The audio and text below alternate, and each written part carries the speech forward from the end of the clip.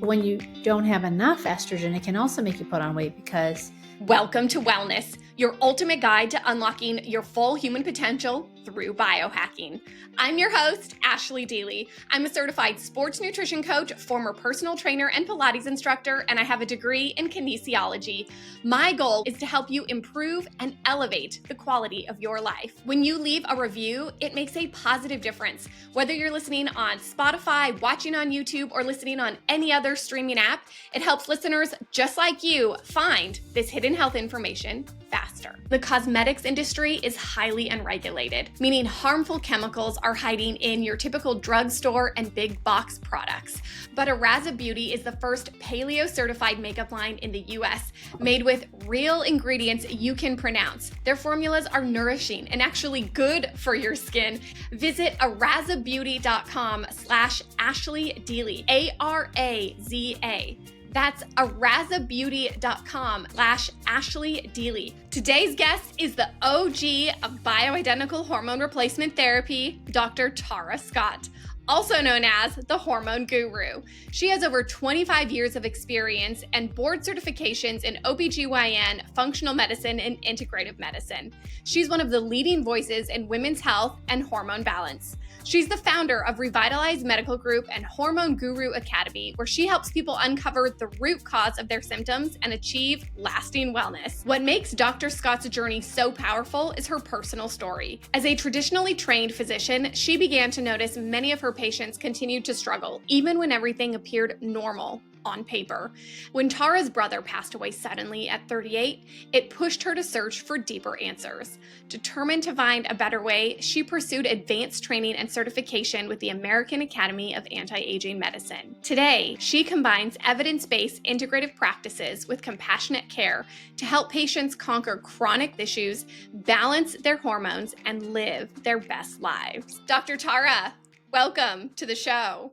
Thank you for having me. You are such a wealth of information, and where I wanted to start with is, can you please tell me how you cured your own endometriosis?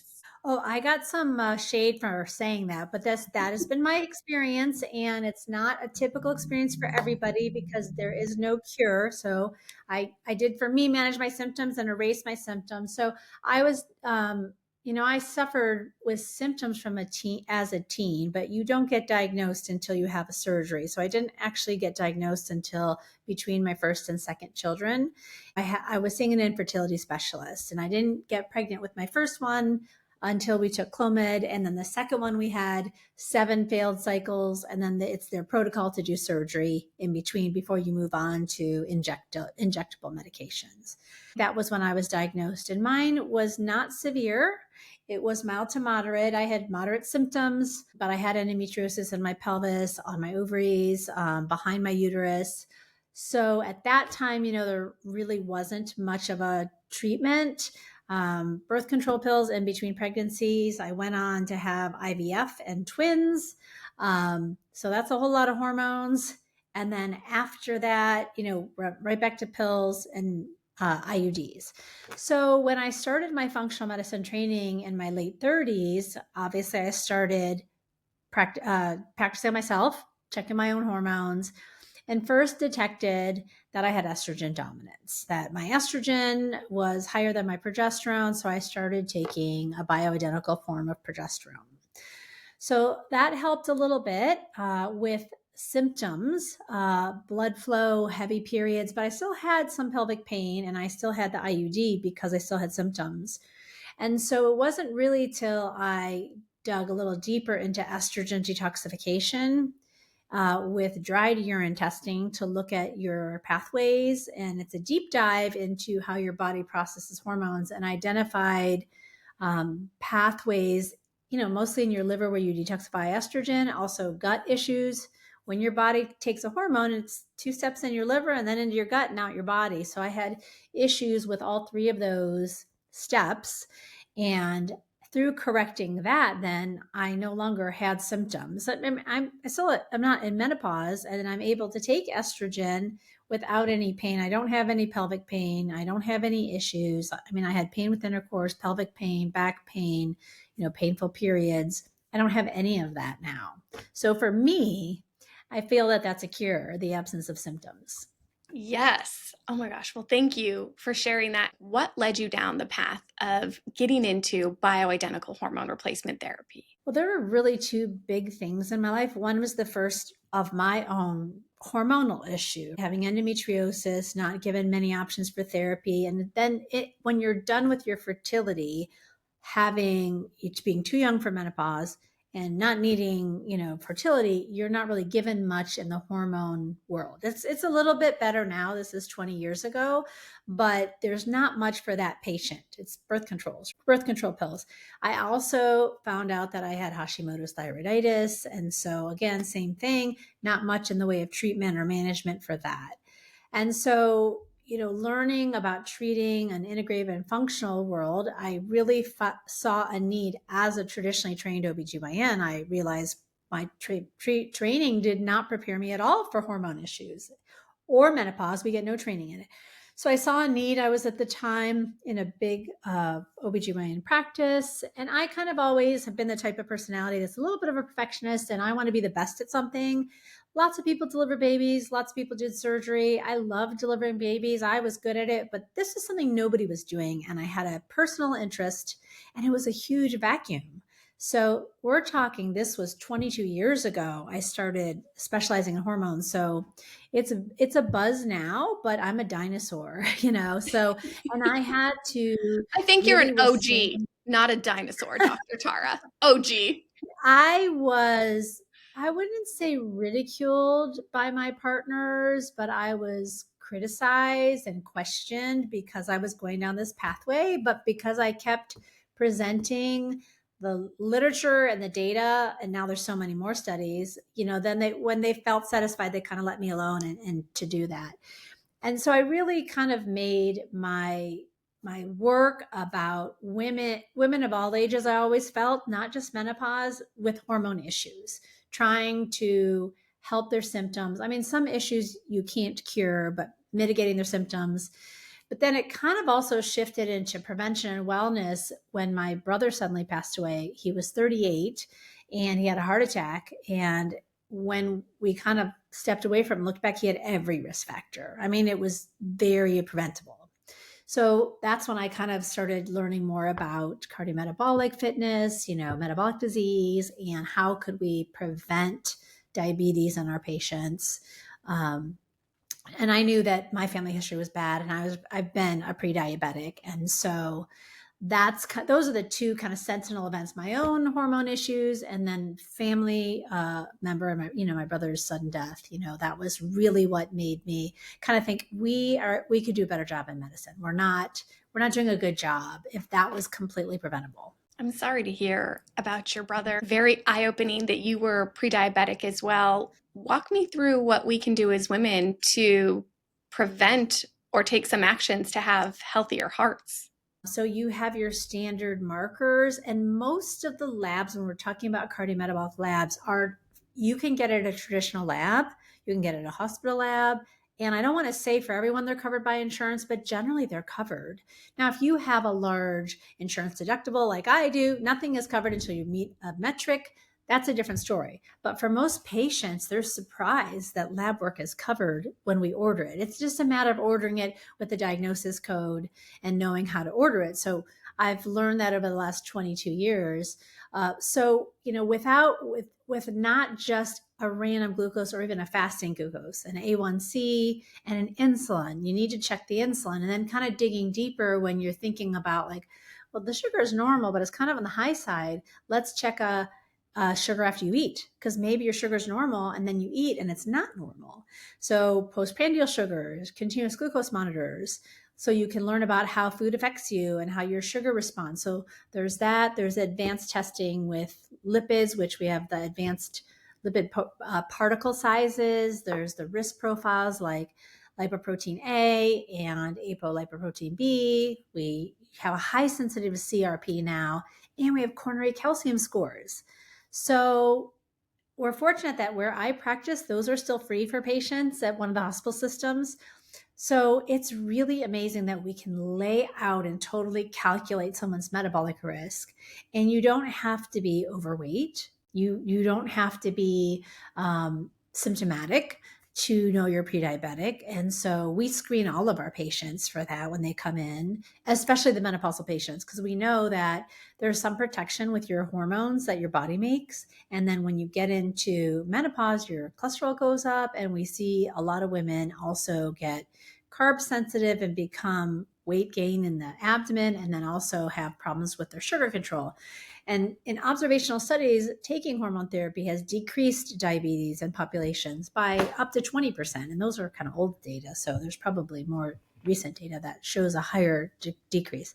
So that's how we work with our patients. And then we do sit down through either a dietitian that we can refer out to our health coach and do a detailed food timing, food pairing, a combination of the overnight fast and the continuous glucose monitors, even if you're not diabetic. I feel like you led me down a really good segue for hormones, because I think I heard you say they can help with helping us not put on weight. Weight is such a crazy thing because there's so much that goes into it. I mean, you're in that world.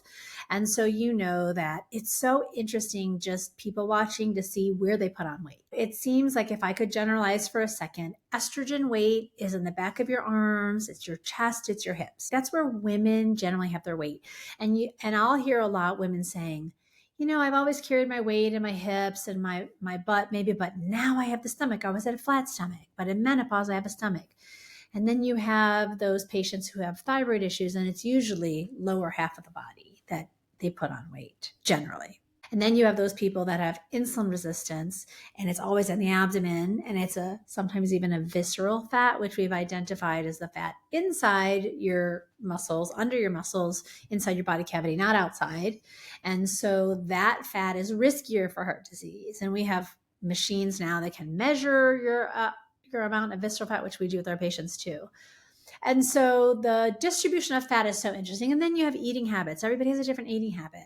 I'm an emotional eater. My mother was Hispanic. My dad's from India. If you had a bad day, they fed you. If you had a good day, they fed you. If you did something good, you got fed. Not healthy. If you did something bad, maybe you didn't get fed. That was our love. That was their love language, right? And it's a very thing. Like even when I get with my family, we got to eat, and I feel like eating dessert, and it's really interesting. And so I still fight those things. So eating patterns, eating habits are also defining of your risk. If you eat mostly carbs, women, when they go through hormone issues, something about the estrogen and off the hand, it affects the way insulin works, and you become more carb sensitive. And women in general, I don't think eat enough protein. Just seems like they eat more carbs. We don't have as much muscle mass. So just sitting here, we burn less calories than men. And so they start becoming carb sensitive, and that's where it starts. And they don't always become diabetic, but then they put on weight in their abdomen when their estrogen drops. And that's been documented in studies. In a study they did out of University of Colorado, women who went through menopause started to gain weight in their abdomen.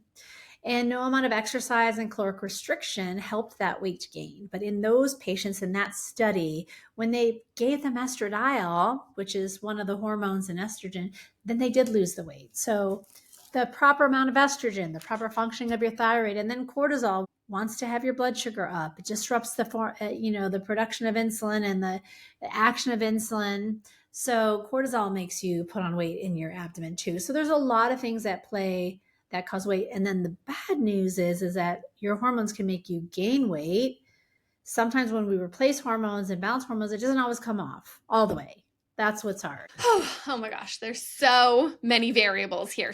If we take estrogen, can we potentially lose weight? So that was my personal experience, and a lot of my patients. You have to have all your hormones be balanced. Your thyroid has to be optimally balanced. Your stress hormones have to be okay.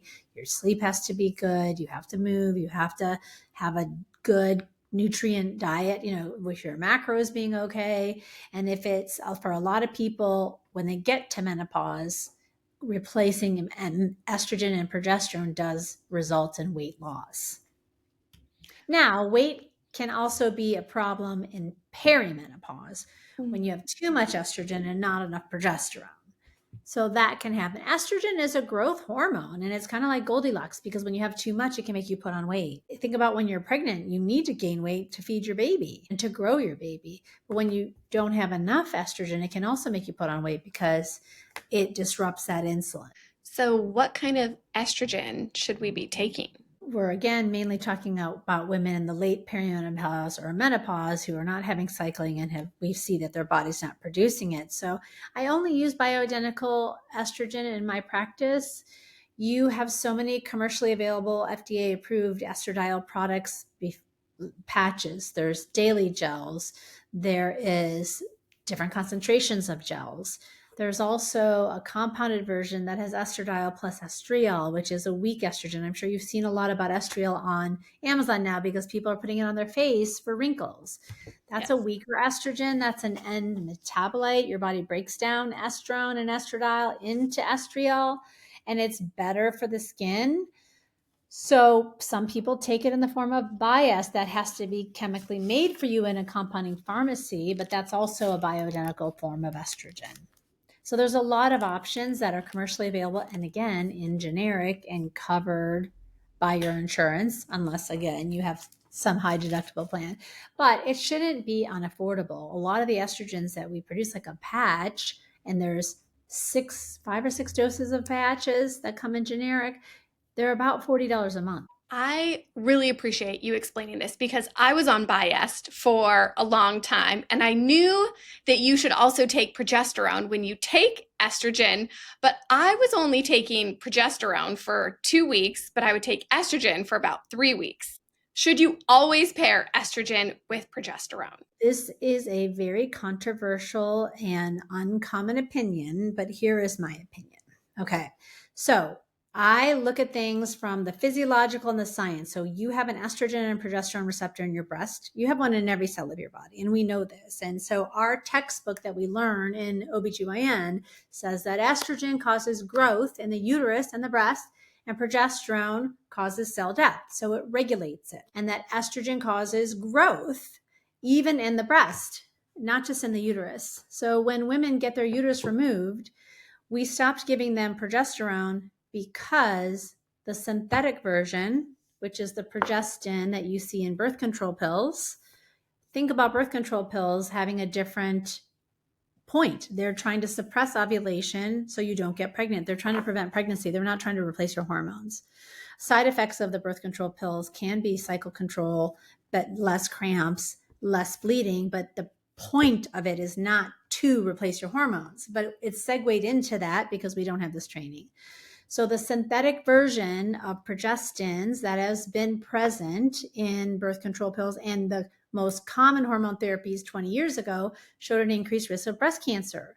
So what did they do? They said, you don't need that if you don't have a uterus. But the problem is you still have breasts. And so then there's this question, does estrogen alone increase your risk of breast cancer? So there's one study, observational, that 120,000 women took it. It's called the Nurses Health Study. And they showed starting from 10 years, 20 years, 30 years, 40 years, if you took unopposed estrogen, there was an increased risk of breast cancer. And we're talking in the percentage of 20%, 20, 30, 40. So that's pretty high. And then there's another study that was an observational study that women chose what they were going to take. There was 80,000 people. And that was the E3 EPIC cohort. And in the people that took estrogen only, they did have an increased risk of breast cancer. So did the people that took the progestins. But the people that took progesterone and estrogen had no increased risk of breast cancer when they compared it to the control group who took no hormones. So that was 80,000 people. But where this is coming from is the WHI. When women over 65, now there were only 5,000 people in that arm and 5,000 in the placebo arm. And in that population of only 5,000, 5,000, so remember we said 120,000, 80,000, there was no increased risk of breast cancer in the 5 years. Maybe that one was a little bit longer than 5 years. So they're saying, oh, there's no increased risk of breast cancer. There was a recent study also in BRCA patients where unopposed estrogen had no risk, no increased risk or a lower risk of breast cancer. But I don't know the study is done of unopposed estrogen to nothing versus unopposed estrogen to estrogen plus progesterone. That's the study I want to know is if you give micronized progesterone, not a synthetic progestin, but micronized progesterone, which has the lower risk of breast cancer.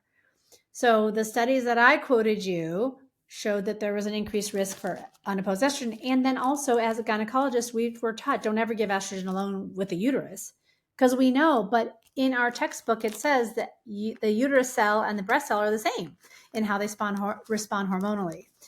Aside from the cancer issue, progesterone has other things in your body that it does. It helps you sleep. It's an antidepressant. It's a diuretic. So those are all things that women can benefit from. So some of my traditional colleagues are saying, oh, we can give it to you after a hysterectomy for those symptoms. They're not saying for breast protection. So it's a very murky thing, because every time there's a study that's published that there's an increased risk of unopposed, it seems like another one comes out that there's less risk. The study has been estrogen only versus nothing. So I'm glad to know that estrogen doesn't seem to increase the risk of breast cancer compared to nothing. But what about estrogen alone compared to estrogen plus progesterone? So it's very, see how nuanced it is. And even people within this specialty, not everybody understands, especially not if you asked 10 OBGYNs, I think 9 of them wouldn't know the difference in risk between progestin and progesterone. I have more stories and questions, but it sounds like if you're going to dabble in, well, first of all, you want to find a practitioner who knows what they're doing. But if you're taking estrogen, it sounds like also pair it with progesterone on the same day. So would you be taking progesterone at least 3 weeks? So my practice pattern is to give both. Now, we do have patients who just can't tolerate progesterone, so we'll get creative about the dosing with that if they don't have a uterus.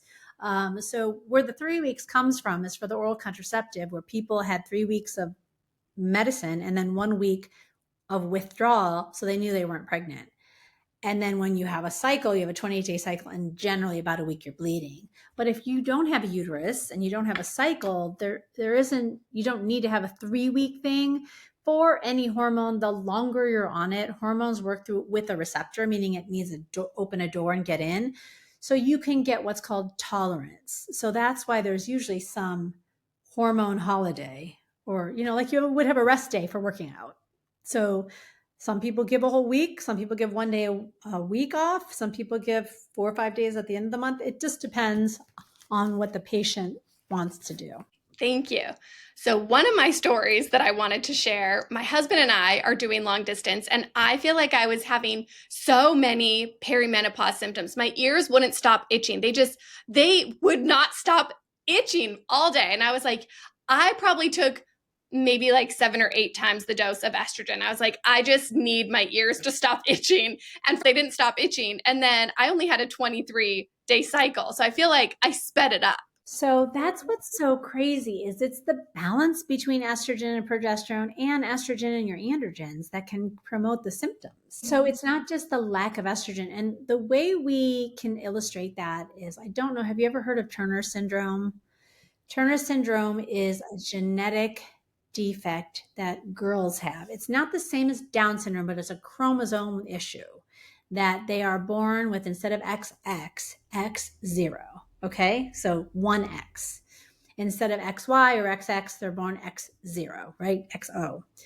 And they usually have primary ovarian insufficiency or premature menopause. They don't always have hot flashes from the lack of estrogen, because they never had estrogen. It's the change in estrogen that causes the symptoms, right? Not necessarily the lack. So your itching could be from low estrogen, but it could also be from a relative problem between estrogen and progesterone, or estrogen and testosterone, and what your balance was. So it's definitely a symptom of perimenopause and menopause that people are talking more about. So I think it's interesting. And it definitely signaled that something was off with you. So that could be an issue. Okay. Now my next story is that my mom went on a camping trip with tons of women. They were all getting to know each other. They all came together as a group. And one of the women in this circle was an OBGYN. And someone asked her, what do you think about progesterone? And she said, don't take it. Absolutely don't take it. And thankfully, my mom said, okay, well, I'm not going to listen to that OBGYN. Why do you think progesterone or hormones are controversial? They don't know the difference between progesterone and progestin. this is the way I would describe it to an OBGYN, or if I would have this statement. Birth control pills, which are all progestins, something called Provera, which is medroxyprogesterone acetate, which used to be the most common in hormone therapy. And there's also something called norethindrone that are common progestins that are also in hormone replacement. Because progesterone itself, the molecule is very large and very hard to make. And so we didn't even have the technology of making it till the late 1990s. And so we've been giving hormone therapy since the 1940s, of estrogen, right? And so because progesterone is a larger molecule and hard to micronize and hard to be absorbable, we went to the synthetic progestins that we made for birth control pills. When they discovered how to make progesterone, it took 2,500 pregnant pig ovaries to make 1 milligram of progesterone. So you may know that 100 is a common dose nightly. So think about all those slaughtered pigs. So that's why we relied on the progestins long ago. If you ask an OBGYN, is it safe to take a progestin in pregnancy? Should I take Provera when I'm pregnant? They said, no. That can cause birth defects. But then if you ask them, can you give progesterone in pregnancy? Oh, yes, we give that in IVF. We were giving it to prevent preterm labor. We give progesterone in pregnancy. It's completely safe. So how can they be the same thing with the same risk? If one causes birth defects, they're not the same chemical component. They're not the same thing. It's just like saying, if you had a diabetic that had a very low blood sugar that was going to pass out, just give him a packet of Splenda. He'll be fine. Splenda's not going to raise his blood sugar so his brain can function. You have to give him glucose. You have to give him orange juice. You have to give him something that has sugar in it. An artificial sweetener that has 0 calories will not do the same thing. So while a progestin is good for birth control and to stop ovulation, and maybe even for endometriosis pain in the case of norethindrone acetate, it doesn't do the same things that progesterone are. And I'm telling you, 9 out of 10 OBGYNs do not understand that. There was recently a study that the CBS medical correspondent said, oh, there's an increased risk with progesterone and breast cancer. So I'm like, go pull the study. Oh my gosh, is there no study I don't know about it? Well, guess what? There was no progesterone in that study. Oh. They studied progestins, but she went on camera saying progesterone, same as this, your mom's friend. Don't take progesterone. It causes cancer. So I don't know how you educate people when it's the doctors. It's the doctors, it's not the patients. Most of the patients are more educated than the doctors about progesterone and progestin. And believe me, when I learned this at first, it was a life shattering because we had not been taught that. This is why I'm so thankful for your work. This is why the word needs to get out. And I was so thankful that my mom had her wits about her to say, oh, I'm not going to listen to her. Yeah, that's crazy. And again, that doctor is trying to help. She's only saying what she's been told. She's been given, and then whatever the summaries are from the American College of OBGYN, they don't differentiate. Now, if you look at the position statement from the Menopause Society, there is some differentiation, but it's not overtly obvious. You have to read through the position statement. So if you are a knowledgeable provider and you read that, you can see how it says micronized progesterone does not have the same risks. If you're not menopause trained and you don't have access to those documents and you're not looking for that, you're just looking at the American College of OBGYN, they're telling you don't give progesterone. Don't give progestogens, which means both. Okay, so we spoke about estrogen, which can help us lose weight and be heart protective. We spoke about progesterone, which can help ease our nerves, help us sleep, make us feel more level-headed.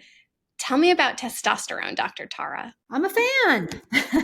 So there's another place where women are really, it's what is the word I'm looking for as far as a double-edged sword or a double standard? So if you look at the Endocrine Society recommendations for testosterone therapy in men, it says you can use testosterone for erectile dysfunction, low mood, low energy, low libido. And if testosterone is measured, you should measure it twice in the morning. And if testosterone is in the low end of the normal range, you can give testosterone. And then the protocol is measure labs, give testosterone, and monitor testosterone. If you look at the Endocrine Society for Women, and it's outdated. I think it's at least 10 years old. I keep looking. They haven't put out a new recommendation, but it says, female androgen deficiency doesn't really exist. Testosterone assays are very inaccurate, so there's really no sense measuring labs. The only reason to give testosterone in women is low libido in a postmenopausal female. And if she has low libido, you can try it for 6 months, but don't measure labs, don't monitor labs, just give hormones. So even if you look at the Endocrine Society guidelines for transgender hormone therapy, get baseline labs, give testosterone, monitor levels. So it's really strikingly upsetting how different the recommendations are for women. But you know what? You guys are pushing it. The patients are pushing it. Social media is pushing it. I'm sure you heard about the FDA hearing that a bunch of people spoke at as far as testosterone for women. So we live in an exciting time where, when I started doing this, there's no social media. I don't even remember if I had an email, right? So this was 22 years ago. I didn't have all these resources to get the word out, and there weren't the studies and everything that we had now. So testosterone is a very necessary hormone, and what I'm seeing now, Ashley, is women, and I don't know how old you are, but women are younger and younger being depleted of this hormone because it's the highest in your teens and 20s, and it decreases as you age, but that decrease is accelerated with stress. DHEA is an adrenal hormone that is the precursor to testosterone in your body, and your body makes testosterone in your ovary from precursors from your adrenal gland. And when you're stressed, your adrenal gland is on overdrive and your DHEA can decrease. You don't have a feedback loop back to the brain to say, hey, there's low DHEA, make some more. You do for cortisol, you do for testosterone, you do for estrogen, not for DHEA. So when that decreases, you can also have low testosterone. So, after COVID, so many younger women are low and depleted in testosterone. In addition, women who have their ovaries removed at a young age, also we can expect to see a decrease in testosterone with surgical menopause as well. So I'm hopeful that the FDA hearing will have helped because, there's no FDA approved testosterone for women. So you have to get it compounded. We still don't really like oral, although there's some new oral preparations for men that don't seem to have liver toxicity. And that's one of the reasons we never give it orally in men or women. But there's some new preparations for men. There's many FDA approved preparations for men. They'll write it like crazy. And even I still get messages from women. I went in and I had this and I had low. And my doctor said no. So it's an uphill battle, but it's not only about libido. It's also about skin, hair, nail integrity, the condition of your vaginal atrophy, painful intercourse. It's also not just about intercourse, climax, and desire, but muscle strength, metabolic health. And your estrogen testosterone ratio also can affect the way your insulin and glucose work and your protein and everything. So I think it's an integral part for women. And I've recently just been a little bit bolder with my patients and kind of not pushing it on them, but offering it. You're kind of holding back because, the indication is only for postmenopausal low libido. But then, you get to the point where, am I doing this to help the patients? Okay. And I tell them, listen, this is not FDA approved. This is off label. Okay. Here are the risk benefits alternatives. Do you want to try it?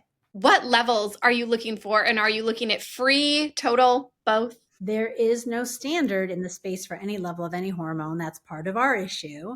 Although we're getting there, we have new publications just this year about levels. So, for example, the lab that I most commonly use is Quest Diagnostics. My hormone level for testosterone total is 16 to 55. Free testosterone, it depends. There's 2 different assays, and we're looking for if you can get not a calculated value.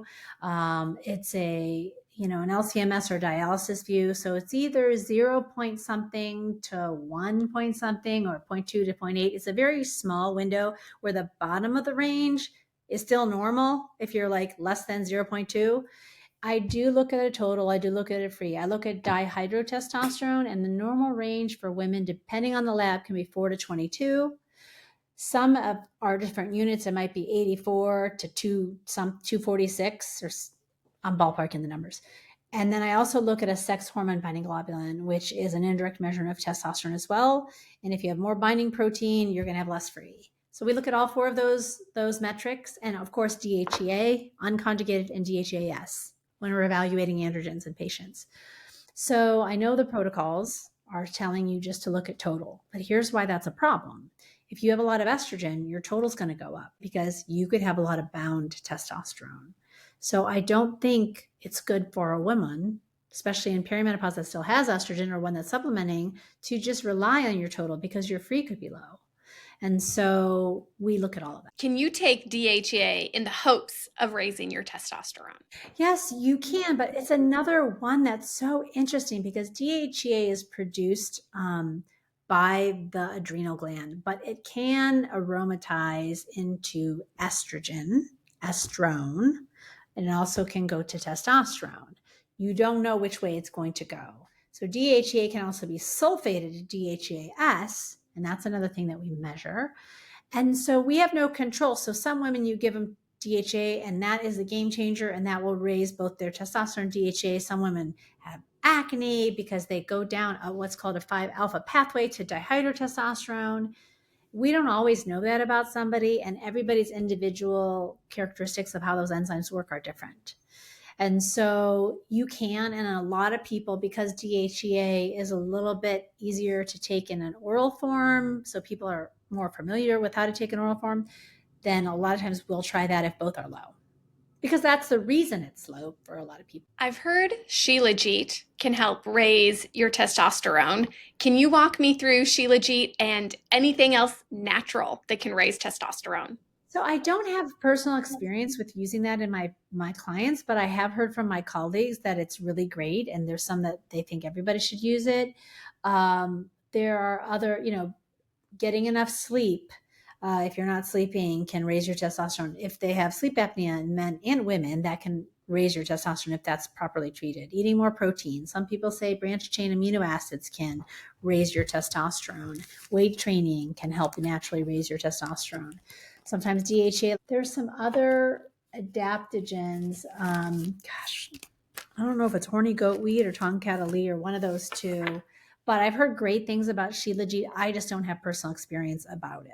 Are there any other kind of herbs that can help ease any of our perimenopause symptoms? So that's a wide net. If you're having problems sleeping, melatonin can, lemon balm, L-theanine, maybe some 5-HTP, pharma-GABA. Those are all things that can help turn the mind off and help you fall asleep. Some people love melatonin. Some people it doesn't help at all. And that just depends on your own body's production of melatonin. When you're talking about hot flashes, we really love, it's a rhubarb supplement. It's either called Estrovera or I've heard a couple of different things. Sometimes Don Quai can help. There are some non-hormonal prescription medications. One of them is called Veoza that can be helpful to people who can't or won't take estrogen and have a lot of hot flashes. Evening primrose oil, fish oil, those can alleviate a little bit for the mood symptoms. Saffron has a lot of great data for that.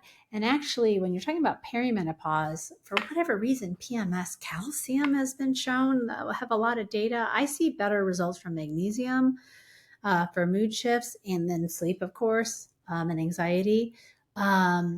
Moods, 5-HTP, like I mentioned, sometimes we'll give that, or just tryptophan. Those are all things that can potentially be herbal supplements. And then when you're talking about energy, it could be adaptogens. It could be rhodiola. Ashwagandha is another great supplement for women that can help your thyroid if it's kind of not optimal, and your symptoms. So we're usually trying to find the root cause of the dysfunction and looking at that. But we give the patient, do you want to take the hormone? Do you want to try these supplements for the symptoms? But the symptoms are really variable for perimenopause. So to say there's one supplement for a symptom, it's like, which is your symptom? And then we would probably advise based on that. I like everything that you just said, everything that you threw at me. I feel like I need to do a little extra research, but I have a pressing question, Dr. Tara. I take bioidentical hormone replacement therapy. I work with an amazing practitioner, but my ears still itch every day. Is there anything I can do, or what can we expect taking bioidentical hormone replacement therapy? how you're taking it, how you're monitoring it, and if you're replacing all your hormones. That would be my first question to a patient with that question. Yes. So I take some of Biest, but I'm moving to just estri. What's the best one? Estradiol? Mrs. Dial has the Yes. most data. And Yep. from a cost perspective to women, it's generally covered. Yes. So I'm taking that.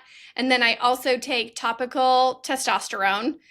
Right now it's 3 milligrams. And then I take progesterone 100 milligrams 2 weeks out of my cycle. But after listening to you, I'm starting to take it more. And how do they monitor your hormones? I get my labs done at least once every 2 months. Blood testing? Yes. Okay.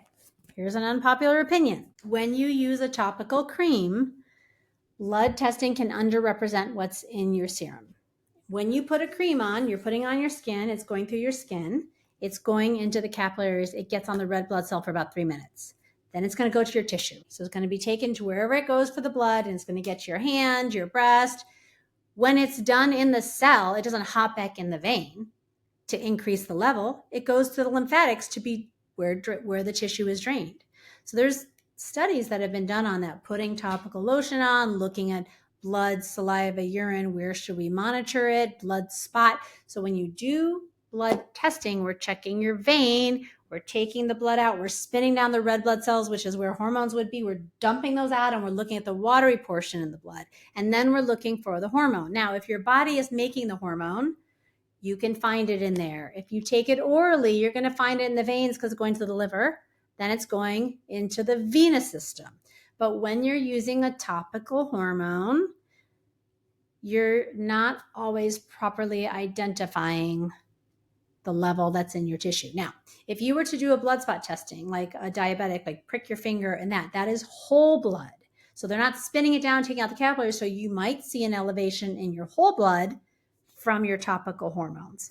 But your venous blood may not be the best way. Now, it's not a popular opinion, and people may fight me on this, but after years and years of training with the pharmacist and looking at the data, that's my opinion.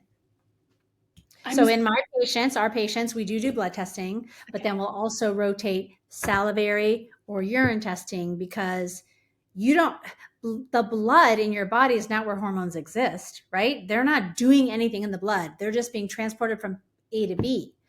Where are the hormones living? In your tissue. So how do we sample your tissue? Well, some people think saliva. Some people say no. That can overrepresent it. You might have really high levels of salivary testosterone.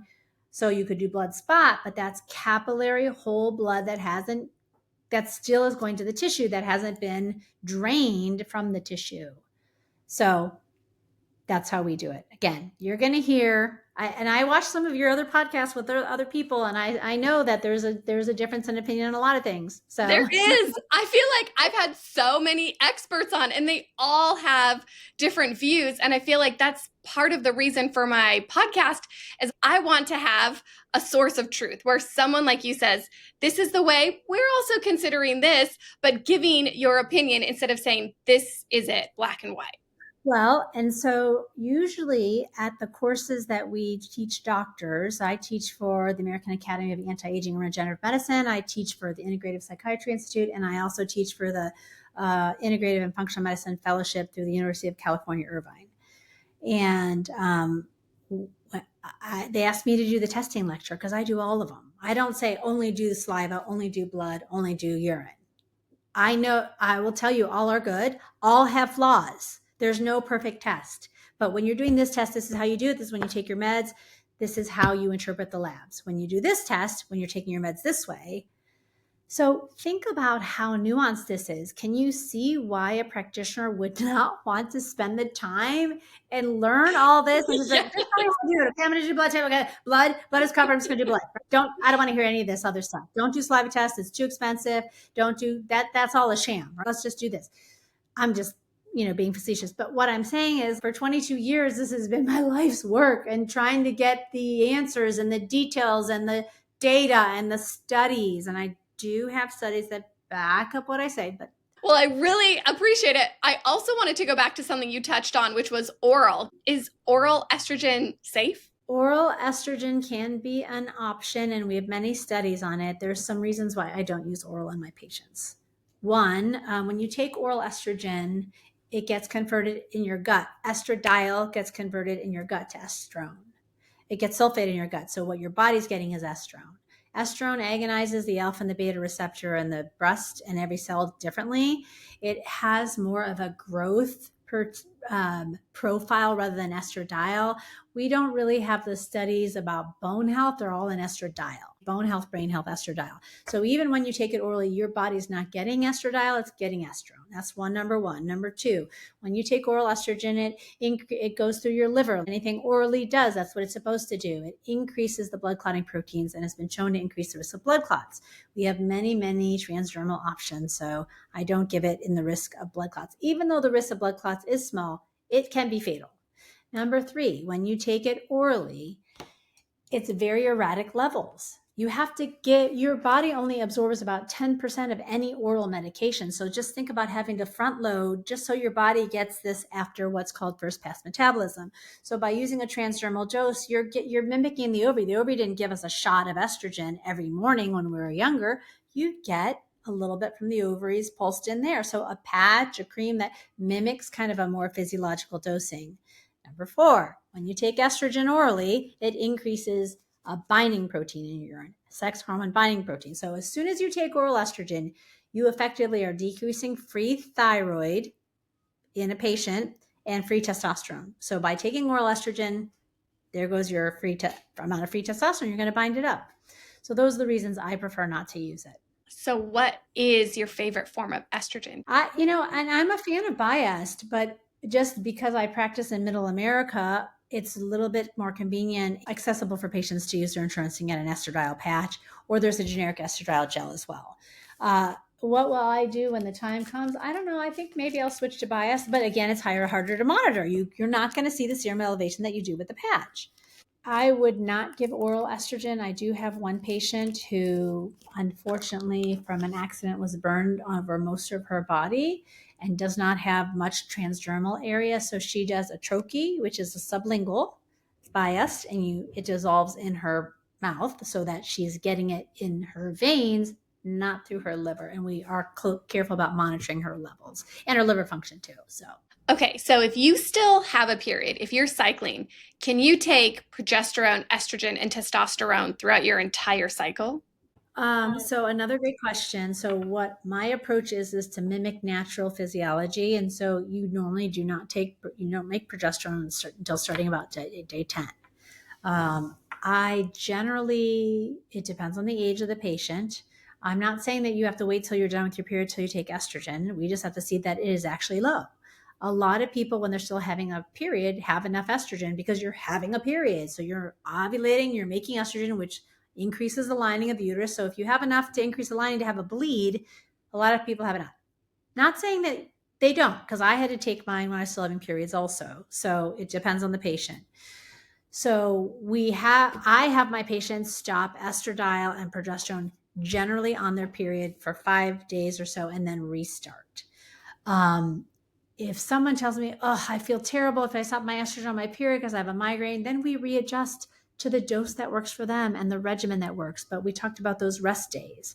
So I look at the physiology of what does estrogen do? When you're on your period, it drops and then it gradually increases again. So that's what we're trying to mimic. Now we're not necessarily going up like the whole cycle. There are some protocols out there that I don't necessarily agree with, like called the Riley protocol, mostly because those are very high doses. But so if you take it every single day, again, we're talking about that thing of receptor tolerance and possibly something called tachyphylaxis, which it will stop to work. Just think about if you ran 2 miles. At first, it'd be great.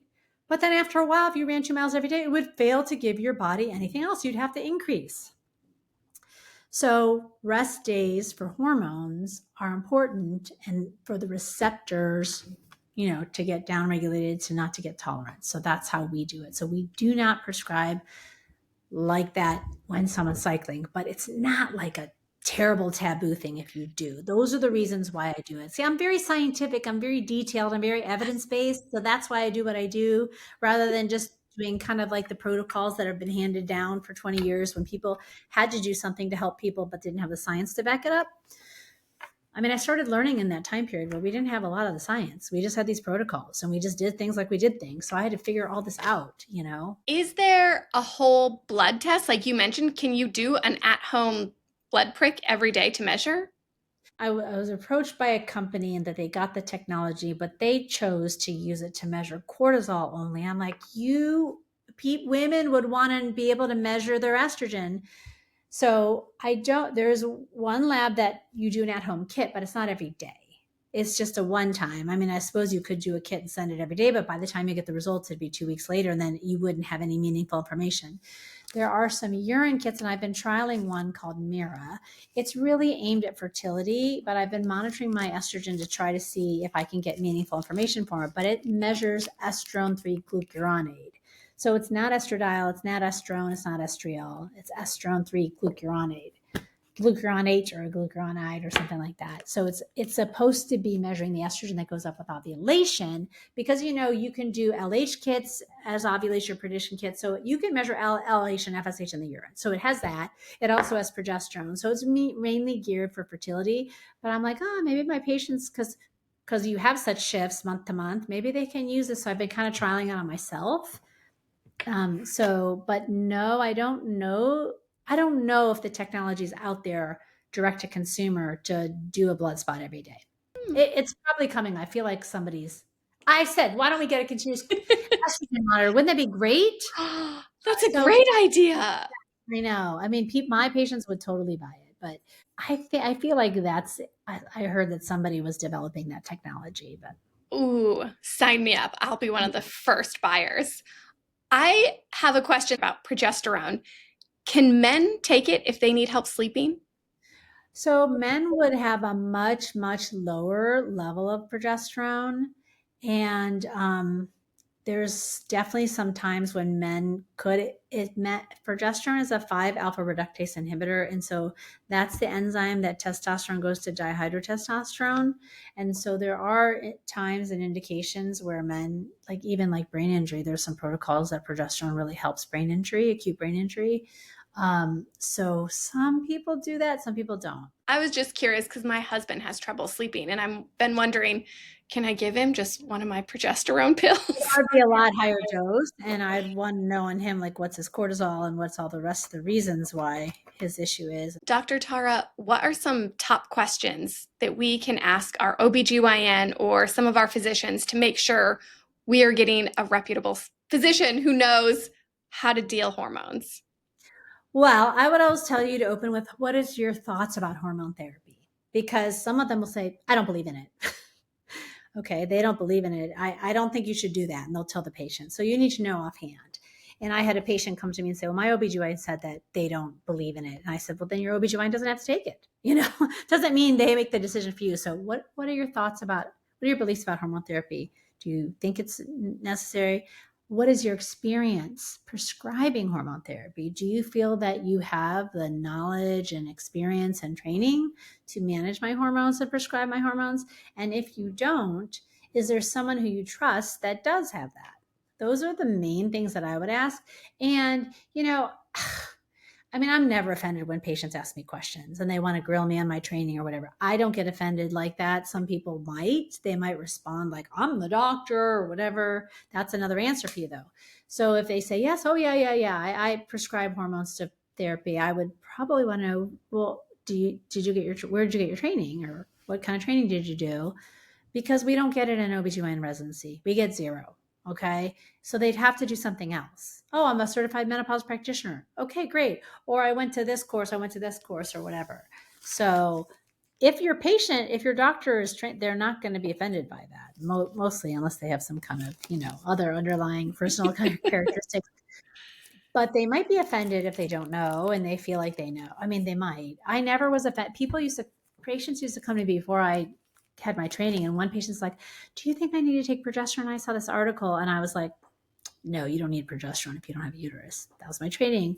And I'm like, okay, I'll take a look at your article. You know what I mean? Like, but I never like shamed them or like got mad or whatever. I told them the wrong things. Most people are wanting to help you. But if you came to me and you said, what is the proper therapy for urinary incontinence, even though that's an OBGYN thing, I'd be like, I'm not a urogynecologist and I actually don't feel very qualified to manage your incontinence, but I'm going to refer you to somebody who is. Great. I feel like that's really great, solid advice. I have so many questions to ask you about breast cancer, hysterectomy. There are so many topics we didn't get into today. But Dr. Tara, as we wrap up this podcast, I ask all my guests the same closing question, which is, what haven't I asked you that you'd like my listeners to know? So women know themselves. They know them. They know their bodies. As we're doctors, we're not living in your body. So really to advocate for yourself and ask the questions. And if you're not getting the answers from your OBGYN, you can still see your OBGYN for your PAPs, your pelvics, your breast exams, but you can go to another doctor to get a hormone evaluation to manage your hormones. That is completely fine. You don't have to have your OBGYN. If your OBGYN says, I don't believe in it, I'm not going to do it. So really, I think I would just encourage women to keep advocating for themselves. I mean, the Menopause Society position statement says for women between 50 and 60 or within 10 years from their period, there are more benefits to taking hormone therapy than risks. And so there's still this stigma and concern and fear of hormone therapy that's out there.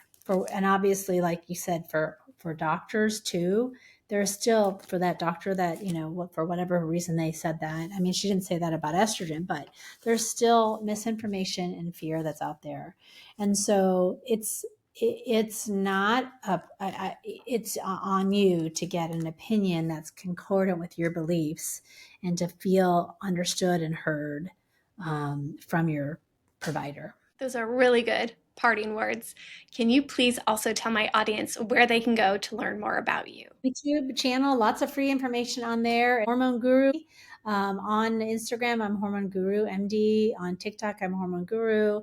We have a free newsletter. Comes out every Tuesday. Lots of information. We have a free hormone course. All of these links are in my link tree on Instagram and TikTok. We have a free download, What You Must Know About Perimenopause Testing, because we just look at what we talked about today. So it kind of lays that out.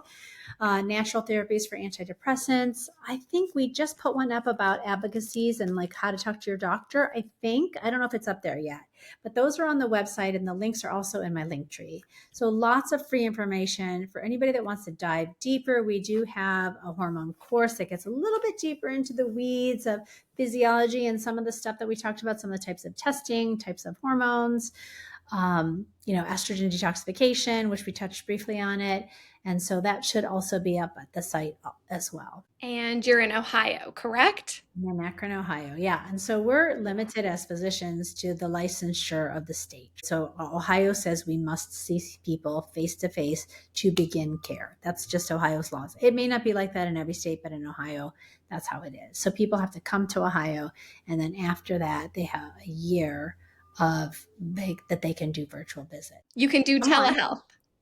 Yep, after the first live visit for 1 year, one calendar year. And I have a team of nurse practitioners and PAs that are trained and handpicked by me that also provide amazing care. You still have to see them face to face, but it allows people with different budgets to, get the care that's still through me behind the scenes, my protocols, my staff. Is it concierge care or will insurance cover anything? Yeah, so our practice is not contracted with insurance. So it's definitely cash. We have different models that you could be fee for service. You just pay for your visit, you pay for your testing. For our patients, they're generally able to use their insurance for blood testing and a lot of their prescriptions too, depending on what they are.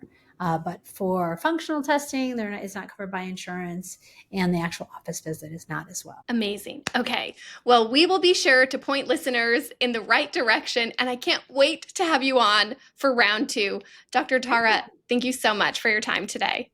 Yeah, and thanks for what you're doing, because it takes a village to get the word out there. And I know it takes time to do this and edit this and do everything that you're doing. So thank you for the opportunity to speak my truth. Thank you for getting that message out there. Thank you so much for listening today. A quick shout out on Instagram or sharing this podcast with a friend can make a positive difference. If you're listening on Spotify, Apple Podcasts, or watching on YouTube, a great way to support the show is by leaving me a review. You can also support my work by using any of the affiliate links in my show notes or by visiting my website, ashleydaily.com. This podcast is presented for educational and exploratory purposes only. The published content is not intended to be used for diagnosing or treating any illnesses, diseases, or disorders. Those responsible for this show disclaim any responsibility for any possible adverse effects from the use of this information presented by myself or my guests. Please consult with your healthcare provider before using any products or services referenced in this podcast. The content here is for informational purposes only. Episodes on the Welcome to Wellness podcast may at times cover sensitive topics, including, but not limited to, depression, suicide, 5G, nootropics, circumcision, birth control, the Women's Health Initiative, the use of plants medicine, abortion, geoengineering, terrorism, gender, AI, sex, drugs, and rock and roll. You are advised to refrain from listening to this podcast if you are likely to be offended or adversely impacted by any of these topics. However, if these topics interest you, you just may have found your tribe.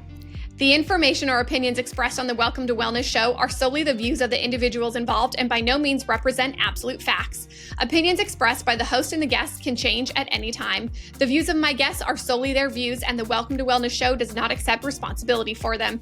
Any action you take based on the information contained within this show is strictly at your own risk. The Welcome to Wellness host, Ashley Daly, will not be liable for any losses or damages in connection with the use of this podcast. You should take all necessary steps to ascertain the information you receive in this podcast is correct and has been verified. None of the guests or contributors on the Welcome to Wellness podcast will be responsible for your use of the information contained therein. Under no circumstances will the Welcome to Wellness show or my affiliates, partners, suppliers, licenses, or guests appearing on the show be liable for any direct or indirect consequences or damages arising from your ability or inability to access this podcast. All intellectual property rights belong to me, Ashley Daly, and include, but are not limited to, the copyright and any other rights in the design. You are permitted to use the Welcome to Wellness podcast for personal use, but not commercial use without a license. You may not make recordings. If you breach these terms, you lose the right to access the Welcome to Wellness podcast, and you must destroy or return any copies of the recordings you've made. Guests on the Welcome to Wellness podcast may at times provide information on or read extracts from third-party copyrighted work. The Welcome to Wellness podcast does not provide any medical or professional advice within these episodes. If you take any action or inaction as a result of the content you consume from the Welcome to Wellness podcast, this is based solely on your decision, and the Welcome to Wellness podcast, Ashley Daly, and my guests cannot be held responsible or liable for any of the consequences of such action or inaction. Thank you for listening.